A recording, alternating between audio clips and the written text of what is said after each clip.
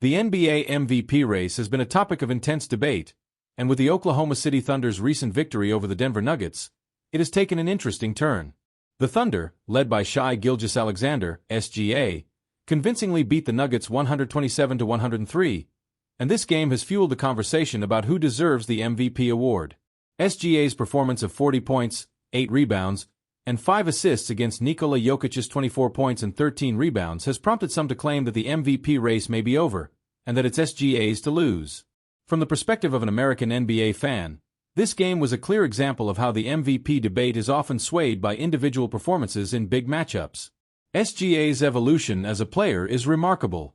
Since his arrival in Oklahoma City from the LA Clippers, he has continuously improved, developing into one of the league's most versatile and dangerous players. But what stands out most about SGA isn't just his scoring ability, it's his leadership and commitment to the Thunder's long-term rebuilding project. He has never asked for a trade or to be surrounded by more talent, a quality that endears him to fans who appreciate a player's loyalty and work ethic. For many Americans, this sense of loyalty to a small-market team like OKC makes SGA's MVP case even more compelling. In an era where superstar players often team up in major markets, SGA's approach feels refreshing. He has quietly elevated the Thunder from a rebuilding team to a playoff contender, and his individual brilliance is now impossible to ignore. His ability to consistently score, rebound, and create for his teammates has made him the centerpiece of the Thunder's future. On the other hand, Nikola Jokic, the reigning MVP, is widely regarded as one of the best defensive players in NBA history. His skill set is almost unparalleled for a center. He can shoot threes, post up, pass with incredible vision, and rebound at a high level. The argument for Jokic as the MVP lies in his ability to do so much with so little. The Nuggets have struggled with injuries, and Jokic has been asked to carry an even heavier load than in previous seasons. Despite these challenges, he continues to put up monster numbers, including a 30-point, 20-rebound, 20-assist game just a few days ago. His offensive dominance is undeniable. However, as the commentators in the video pointed out, there's a difference between being the best player in the league and being the MVP. Jokic might still be the best player in the NBA, but SGA's impact on both ends of the court this season is what makes him the frontrunner for MVP in many fans' eyes.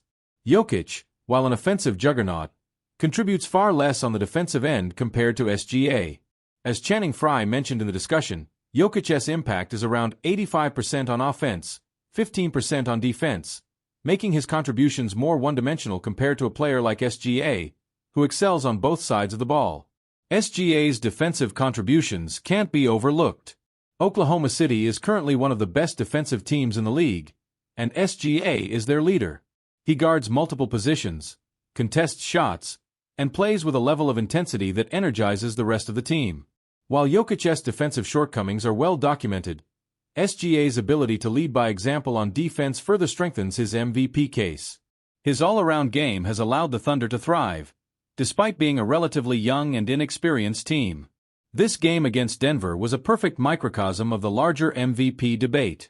SGA was efficient, calm, and in control. He got to the rim, hit mid-range jumpers, and even showed an improved three-point shot, despite going 2 of 11 from beyond the arc. His ability to remain poised in high-pressure situations, while empowering his teammates, was evident throughout the game. The Thunder's young core, including players like Jalen Williams, has blossomed under SGA's leadership, which is a testament to his ability to make those around him better. For Jokic, this game highlighted some of the challenges he faces as the Nuggets' primary option. Without Aaron Gordon, who left the game with an injury, Denver struggled to find consistent scoring outside of Jokic. Jamal Murray, while an elite offensive player, doesn't bring the same level of defensive intensity that SGA does, and the Nuggets' overall defensive effort was lacking. Jokic's greatness lies in his ability to facilitate and elevate his teammates offensively, but defensively, he's limited. This puts Denver at a disadvantage against teams like OKC, who can defend at a high level while still scoring efficiently. One of the key takeaways from this game is that SGA has developed into a complete player. His evolution from a solid prospect to a legitimate MVP candidate has been gradual but steady. He's now a 3-level scorer who can create for himself and his teammates, rebound, and defend at an elite level. His growth has mirrored the growth of the Thunder, a team that is no longer seen as just a rebuilding project but a legitimate playoff threat in the Western Conference. Jokic, for all his brilliance, is dealing with a team that has regressed in certain areas, particularly in three-point shooting. The Nuggets rank 30th in both three-point percentage and attempts, which makes it harder for Jokic to operate in the post or facilitate from the perimeter. Despite this, he continues to put up incredible numbers, but his team's struggles may ultimately hurt his MVP case. In conclusion, while Jokic remains one of the most talented players in the NBA, this season feels like SGA's moment.